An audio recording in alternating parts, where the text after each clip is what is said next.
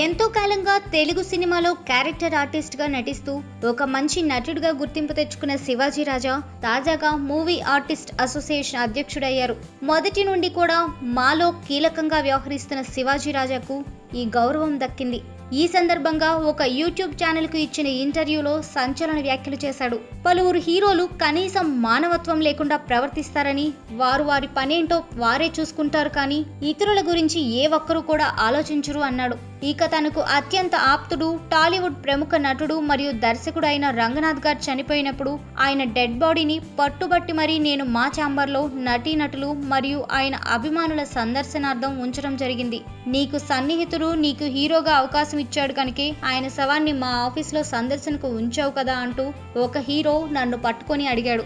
దాంతో నాకు తీవ్రంగా కోపం వచ్చి చెప్పు తీసుకొని కొడతాను పిచ్చి పిచ్చిగా మాట్లాడితే. అంత గొప్ప వ్యక్తిని సినిమాల్లో ఎన్నో ఏళ్లు నటించిన వ్యక్తికి ఇది మా ఇచ్చే గౌరవం అంటూ తిట్టాను. ఆయన కామ్గా వెళ్ళిపోయాడు. ఆ తర్వాత కూడా ఆయన ఇప్పటి వరకు మాట్లాడటం లేదు. అలాంటి వ్యక్తులతో నాకు అవసరం కూడా లేదు అనుకొని నేను కూడా మాట్లాడకుండా ఉండిపోయానని చెప్పుకొచ్చాడు.